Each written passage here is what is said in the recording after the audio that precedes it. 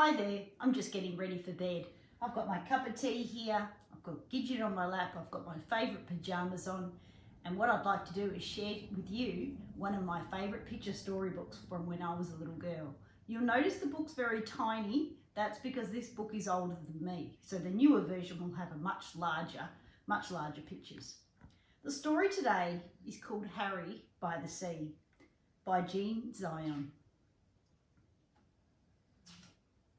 Harry by the Sea.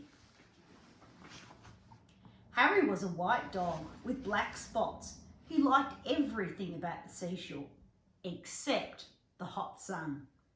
One day, when the sun was hotter than ever, Harry looked for a shady place to sit. But when he tried to get under the family's beach umbrella, it was too crowded and the family made him leave. When he crawled into the children's sandcastle, wonder what happens there.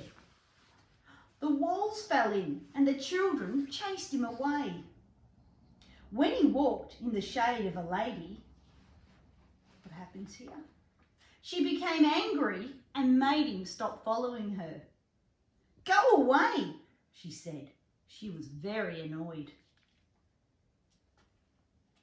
The sun was very hot and Harry had walked a long way from the main beach.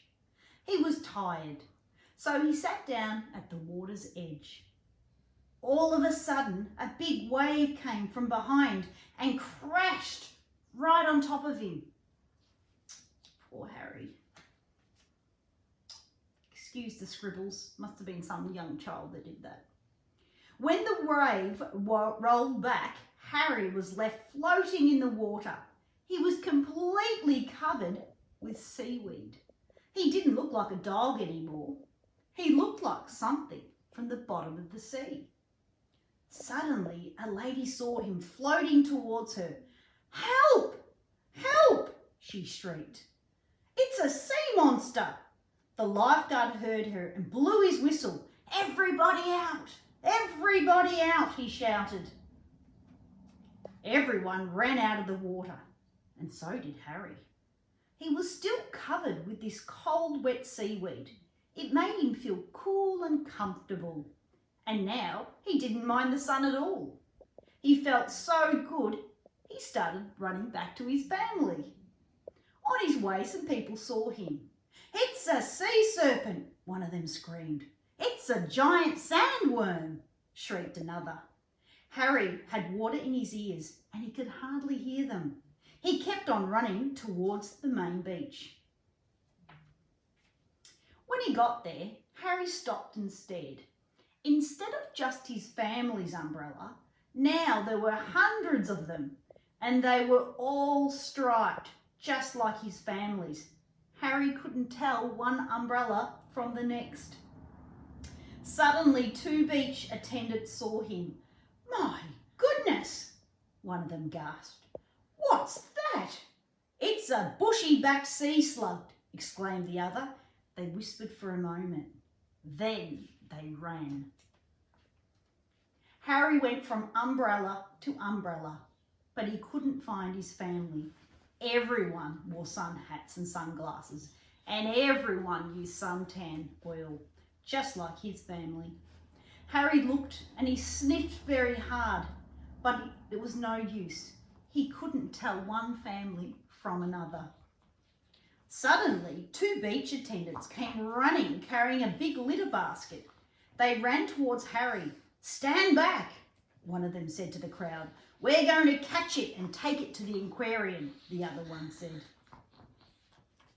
Then they tiptoed right up behind Harry and raised the litter basket over his head. Harry didn't know the beach attendants were behind him. He was listening to something. He thought he heard someone calling his name. There it was again. "Harry, Harry, Harry." Now Harry was sure. He didn't wait another second. Just as the basket came down, he ran. He ran right out from under the basket. It happened so fast that the beach attendants just stood there with their mouths opened. As he raced through the crowd, some people screamed, some people ran, some people did both. But Harry paid no attention. He kept on running across the beach. When he got to the hot dog stand, he stopped and barked happily. Behind the counter, the hot dog man was shouting. It was his voice that Harry heard. But Harry had water in his ears and couldn't hear very well. The man wasn't shouting, "Harry, Harry, Harry." He was shouting, "Hurry, hurry, hurry. Get 'em while they're hot." Harry still thought the man was calling his name. He barked and he jumped with joy. He jumped so much that suddenly the seaweed fell off. When the crowd saw that Harry was a dog, they gasped. They could hardly believe their eyes. All at once, Harry began to jump higher than ever.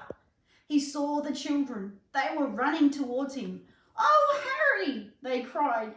"We heard you bark. We've been looking everywhere for you." Harry was so happy. He did a little dance. The hot dog man was very grateful to Harry for bringing the crowd to his stand. He sold all of the hot dogs he had. He gave Harry a free hamburger. The lady who had told Harry to go away came along and bought him a nice cold drink. "You're no sea monster," she said. "You're just a lost hot dog." Everyone laughed except the two children. "He's not lost," one of them said. "He's Harry and he's ours." Then they hurried off to join the rest of the family. The next time Harry's family went to the beach, they brought a new umbrella. Harry liked this one very much. It was white with black spots. No matter how crowded the beach became, it was easy to find. But best of all, it was big, and when the sun got very hot, there was room for them all underneath. And if you like this story, you might also like Harry the Dirty Dog, which is another one of my favourite ones. I hope you have a lovely evening and have a lovely sleep. Good night, everyone.